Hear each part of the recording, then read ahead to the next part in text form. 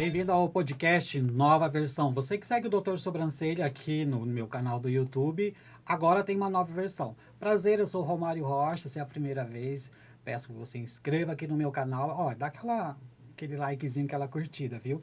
Se você quer ter uma nova versão na sua vida, eu convido a que você fique aqui, porque, olha, vai vir coisa boa, viu? É uma, como eu acabei de falar, é uma nova versão. Então, ó, vamos dar um reset na vida e atualizar?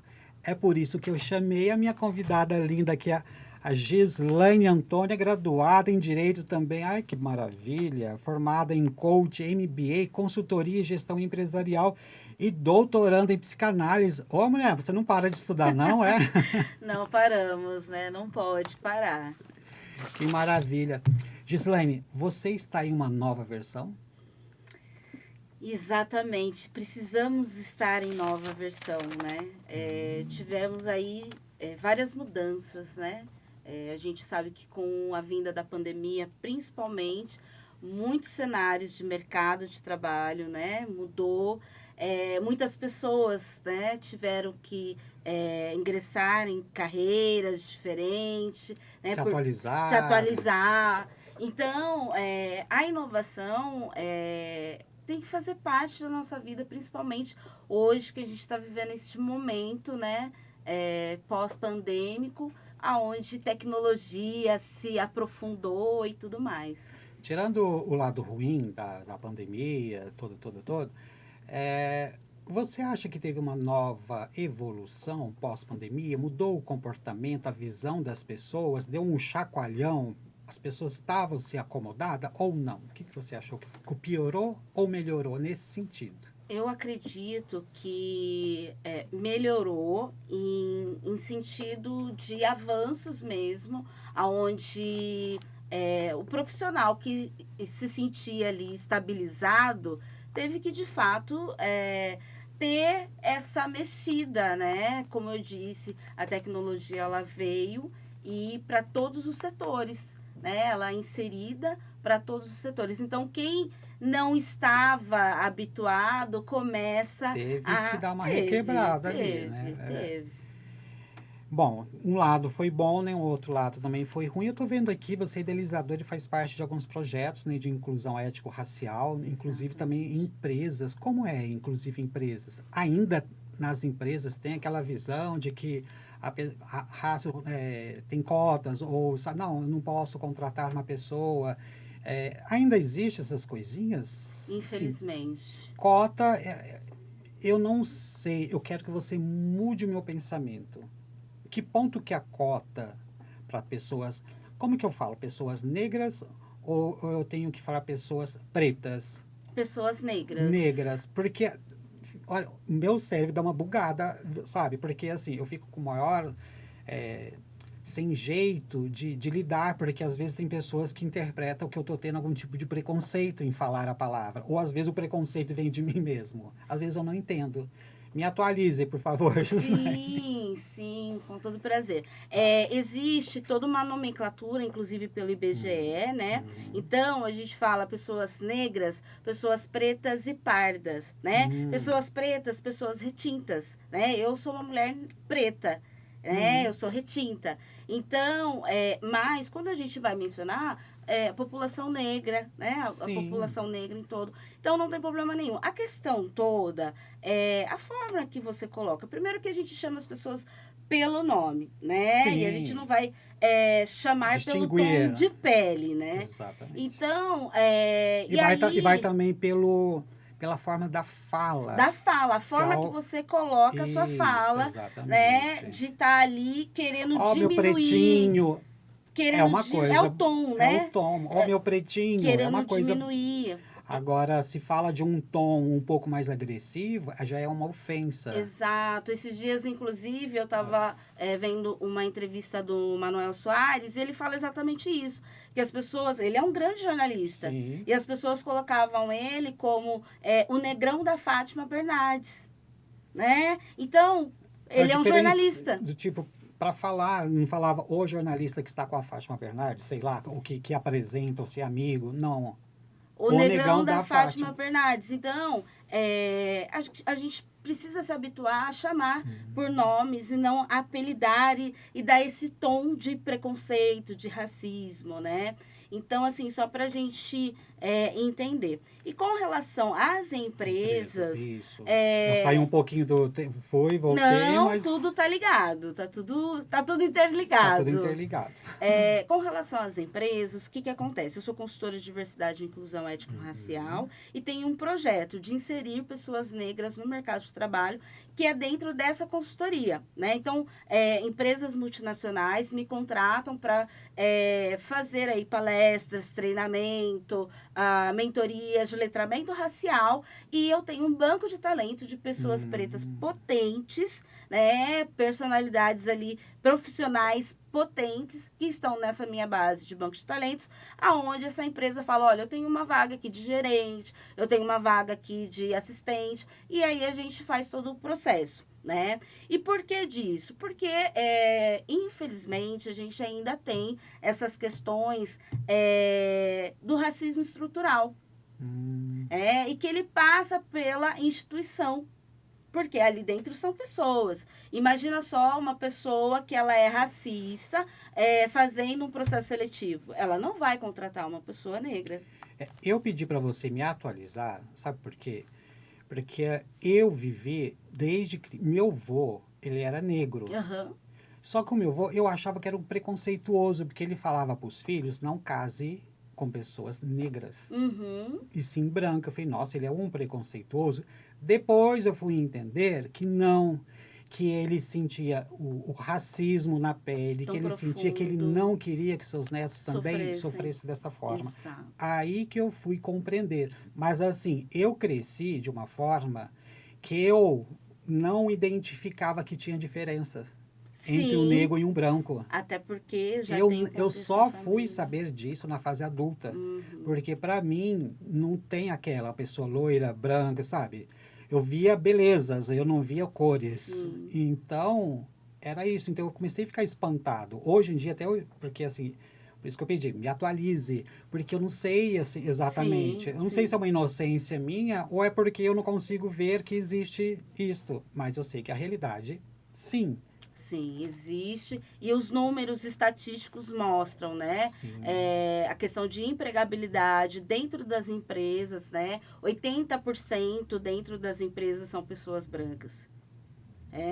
E geralmente coloca-se aí 17, 16% dentro dessa empresa, de uma linha de produção, e 3, 4% em demais cargos. E aí eu te pergunto, cargo de diretoria? Cargo de presidência? Cargo de gestão? Não. Né? Então, existe toda essa desigualdade. Você tem alguma estatística falando em termo mundial, em outros países, se eles têm esta visão, ou isso é mais específico, digamos assim, países que nós temos mais contato, Europa, Estados Unidos, América Latina, ainda todos são globalizados nesta visão que você está dizendo, ou o Brasil, ele é mais ainda fora um pouco de estatística? O Brasil é o mais atrasado. Tanto que as multinacionais, elas estão à frente, né, na preocupação né? de estar levando para dentro da instituição ações afirmativas para corrigir, né, essa falha diante de que elas são fora do país, né? Então, como as empresas, como fora já estão trabalhando isso, já fazem essa prática, né, de ações afirmativas, elas estão trazendo para o Brasil também. Então, as empresas multinacionais é as que estão mais avançadas com relação a ações afirmativas para dentro das empresas. Então, a respeito do que você está dizendo das empresas, tem ainda muito que mudar, falando no Brasil. Eles estão, digamos assim, um exemplo. Eu sempre faço perguntas assim, a respeito antes da pandemia e depois, não vou falar não. De 5 anos ou de 10 anos para cá, há uma evolução assim muito expressiva ou ainda está passo de tartaruga? Ainda estamos passo de tartaruga. Meu Deus. E aí eu vou um pouco além, por exemplo, eu vou te dar um exemplo da questão de gênero, né? Então, por exemplo, agora 3 de julho foi instituído, né, a Lei de Igualdade Salarial. Por quê? Por Homens e conta, mulheres? exatamente, por conta dessa defasagem Parabéns. de gênero, né? A Lei 14.611, Hum, né? Ela foi promulgada agora em julho, para que as empresas comecem a agir com transparência, né, e ética, para que tenha, de fato, a a igualdade igualdade, né? Salarial. salarial. Então, a partir disso, tem também, é óbvio que a gente ainda, quando a gente faz o recorte racial, existe um olhar diferenciado. Por quê? Muitas vezes pessoas negras nem estão dentro das empresas por falta de oportunidade, ou seja, ela já é barrada no processo seletivo, né? Entendi. Então, e aí, quando a gente faz o recorte racial, a gente ainda precisa trabalhar muito nisso. Quando a gente faz o recorte de gênero, aí a gente vê o quanto realmente estamos em passos lentos. E que as empresas precisam, de fato, a começarem a terem estratégias para mudar a sua cultura. Porque será cobrado pelo Ministério Público, pelo Ministério do Trabalho. Entendi. Você está me dizendo agora umas coisas e veio assim algo do além que desceu aqui no meu cérebro, não falando de religiões, mas falando não ética racial, mas assim, as mulheres em si, não generalizando, mas as mulheres em si, elas ainda aceitam ganhar menos do que o homem na empresa? Eu acho que isso virou cultura, porque você disse que tem Então, uma lei nova para ter isso, igualdade. Mas isso. assim, por isso já há muito sempre teve de ganhar um pouco menos. Você acha que também o comportamento da mulher ela tem que mudar para falar não aceito? Então, na verdade, não é uma questão do comportamento da mulher, e sim uma ética de dentro da empresa. Porque como que ela vai saber? Entendeu? Por isso que hoje. Mas ela não tem contato com seu colega de trabalho, um exemplo. Ah, mas dificilmente falam. É. Dificilmente.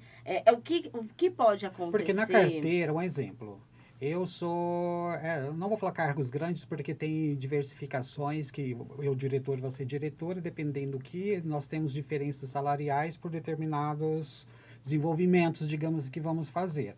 Mas um exemplo, uma atendente e um atendente, que os salários têm que ser iguais, sabe? No decorrer de 10, 15 anos, a mulher atendente e o homem atendente vai ter algum desequilíbrio ali? Pode acontecer de ter. Pode acontecer. E isso, na verdade, dificilmente vai ser. A mulher ali, ela vai saber, né? A não ser que existe ali o comentário. Caso contrário, não vai saber. E hoje, com essa lei nova, existe 2 pontos fundamentais, que é a transparência, ou seja, a empresa ela tem que fornecer dados, obviamente, dentro ainda da aplicabilidade da Lei de Proteção Geral de Dados, né? E dentro da aplicabilidade da lei, permitir ali dados de transparência com relação ao salário e cargo. Entendi. Que antes não tinha Não, eu isso. tô tendo um ponto aqui invisível que agora minha mente deu uma expandida. É verdade o que você está dizendo. Porque eu ia desconcordar com você. Mas é verdade, porque vamos voltar ao que eu falei. Um cargo de gerência, ou diretor e uma diretora. Como eu falei e desviei, ela pode ganhar menos e ele pode ganhar mais. Sim, Qual que vai ser a diferença? Que é óbvio que está ali na visão. Mas é porque a empresa não vai falar, porque ele é homem e você é mulher. Nunca vai sim, falar, é sim. lógico, né? Mas vai falar assim, não, porque ele vai desenvolver horas extras a mais, ou ele vai ter que ir nos Estados Unidos e você não vai poder ir por tal motivo. É uma discriminação. Exato. É uma discriminação. E que, na verdade, nunca é colocado, Nunca é colocado. né? Porque Porque sempre vai ter um jeitinho de não transparecer, mas na exato, porque realidade é está na acordado cara. entre Mas pessoas. aí que eu entro, mas aí a mulher, ela aceita. Mas ela não sabe, entendeu? E se ela souber, será que ela... Ela aceita porque ou ela tá ali ou ela tá na fora do sua... mercado. Então, é isso que eu queria entrar nesse ponto. Ou você aceita, ou Ou você ela está está fora. fora do mercado. E agora, com a instituição da lei, tanto a transparência quanto a multa vai inibir a falta de ética de dentro das organizações. É. Gislaine, na sua visão agora, tem esse ponto aqui que eu tenho uma experiência própria. Sua visão geral, as pessoas após 40 anos estão voltando a estudar. Ai, excelente. Eu falo isso porque eu fiquei, eu acho que 15, 18 anos. Eu fiz uma faculdade de administração, depois eu pulei para gestão em beleza. Fiquei, acho que 15 anos sem estudar. Estudar, digamos assim, graduação, faculdade, porque eu nunca parei de estudar, sempre aprimorando.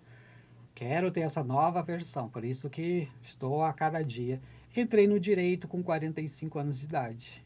Me formei semestre passado, estou com 51. Parabéns. Só que eu tive um choque de realidade. Eu achei, quando eu fosse entrar na faculdade, que ia só ter gente de 18, 21 anos, que eu ia ser o tiozão lá, o velhão. Ah, meu Deus do céu, essa é a minha preocupação. Quando eu entrei, eu dei de cara com um senhor, que hoje eu tenho até amizade com ele, que ele tem 65 anos. Uau, que demais. Aí a faixa etária era 40, 45, 50, e eu não sabia dessa realidade. O que será que está motivando as pessoas a voltar a estudar? Muitos também a questão de falta de oportunidade, né? E que agora, com uma maior maturidade, né? Até de escolhas, e até mesmo para expandir, porque afinal, é o que eu sempre falo, informação, ela traz poder. Né? Sim. Então, é rico demais você poder expandir através da informação. Então, as pessoas que muitas, né, ou não tiveram oportunidade, ou fizeram outras coisas e hoje tem uma outra visão e quer aprender mais outras coisas, estão sim, na sua faixa aí 35 para cima, estão sim voltando a estudar, buscando novos saberes. Quando eu tinha uns 18 para 20, 20 e poucos anos, eu recebia muitos incentivos para eu nunca parar de estudar, ficar estudando, e eu sempre gostei de estudar. Tem um currículo imenso de coisas que eu via que eu não ia trabalhar com aquilo, mas eu queria conhecer. Sim. Eu queria conhecer. Então, eu ouvia falar assim, faça tudo, faça o pezinho de meia, conquiste tudo agora, porque depois de 40 você já é velho e não vai conseguir nada. Você acha que mudou? Mudou também. Mudou porque, principalmente, né, a questão do etarismo, existe esse olhar, né, de pessoas mais experientes, né? E aí a gente fala do quê? De diversidade. Sim. Né? Então, a gente coloca aí etnia, etarismo, gênero. A gente está falando de diversidade. Diversidade é enriquecedor. Né? Diversidade, ela traz para a gente amplitude, expansão e resultados grandiosos. Né? Que é a experiência do misto ali. Então, é muito bacana. Então, isso, de uns tempos para cá, inovou demais. Mude minha forma de pensar. Os jovens hoje não querem nada com nada. E os mais velhos estão todo vapor. Olha... Estou certo ou errado? Em partes, né? Porque o que acontece? Hoje existe uma facilidade muito maior de acesso a informações. Por exemplo, né? Se a gente pegar... Eu vou pegar aqui, eu hoje, aos 40, nos meus 16 anos...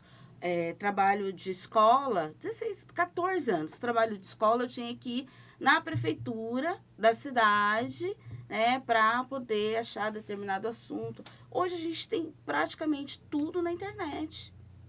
Sim, sim, mas os jovens... Deixa eu reformular minha pergunta. Os jovens estão muito mais tranquilos com a sua vida, digamos assim, e os mais velhos estão mais preocupados com as suas vidas, porque nada está garantido. Antes, digamos assim, houve uma evolução. Sim.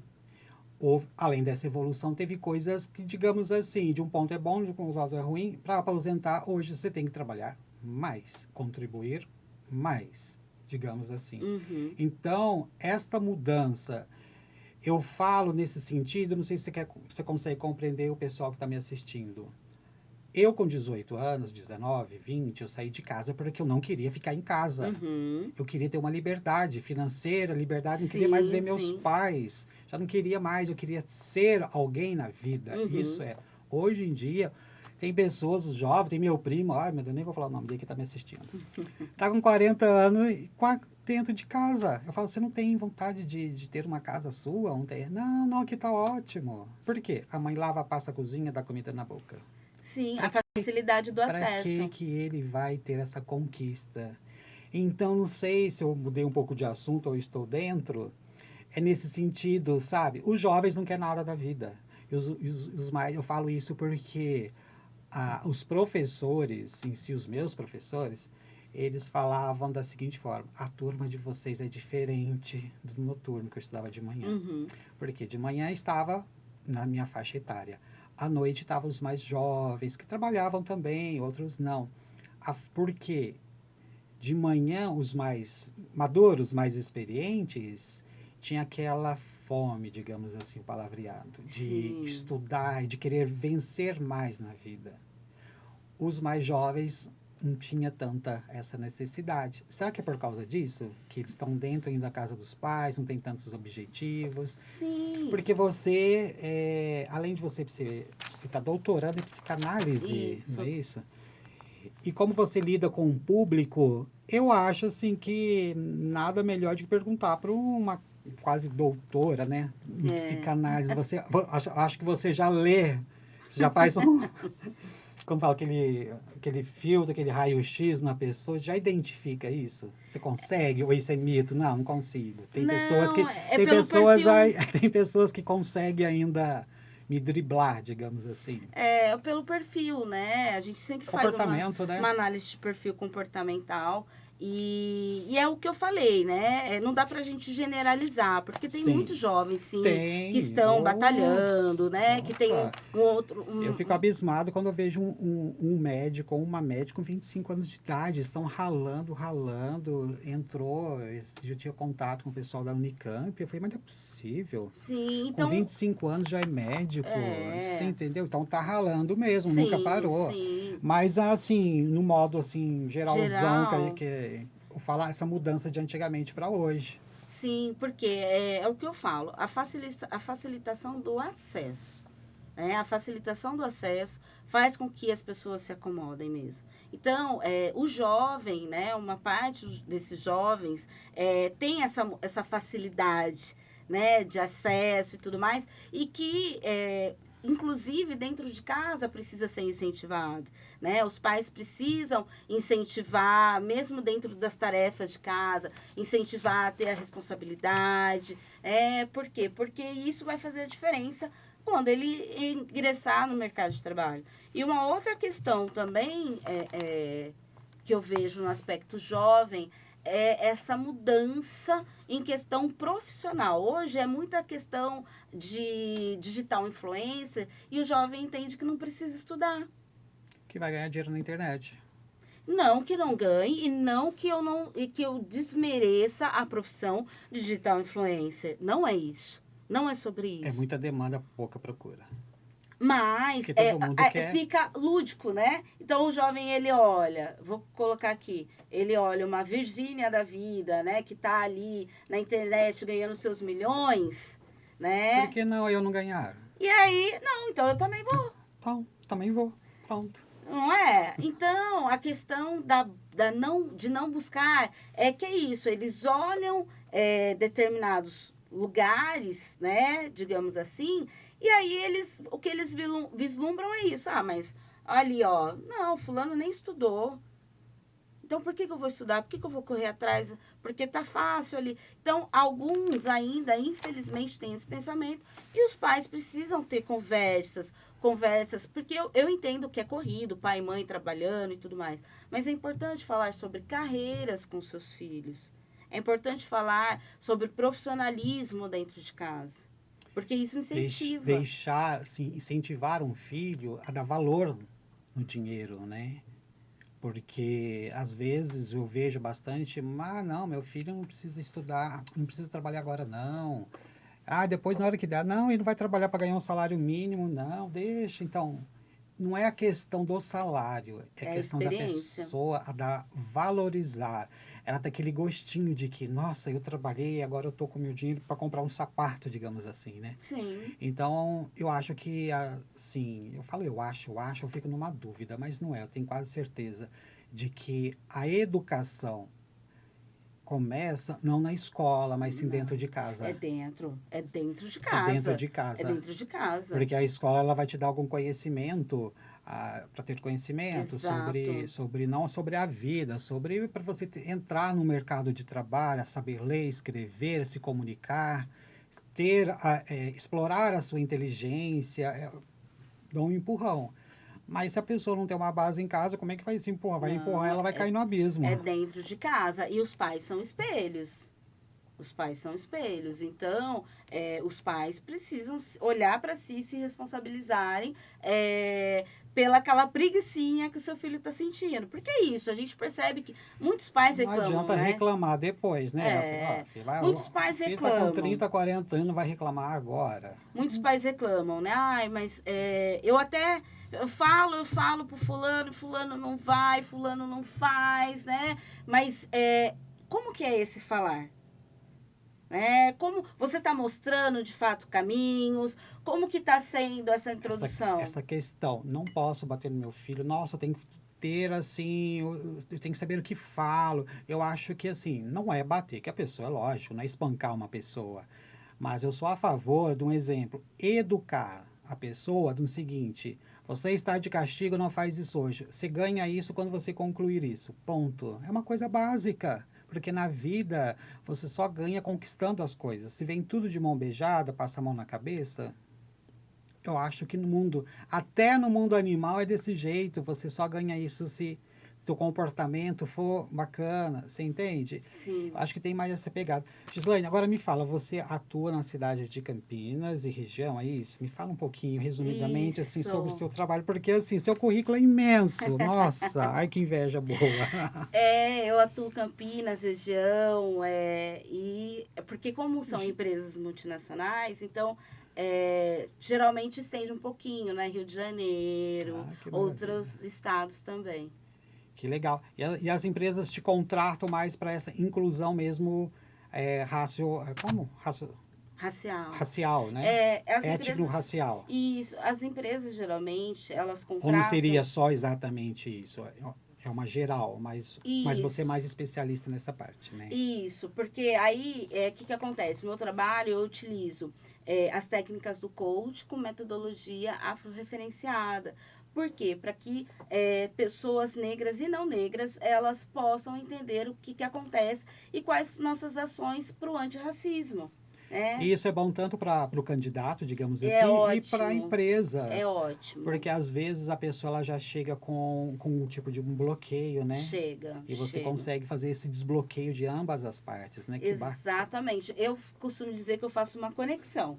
Que ótimo. Eu faço conexão entre potências de pessoas negras com empresas que estão buscando essa potencialidade. Que maravilha. Seu trabalho é lindo, viu? Obrigada. Muito obrigado por ter participado do meu podcast.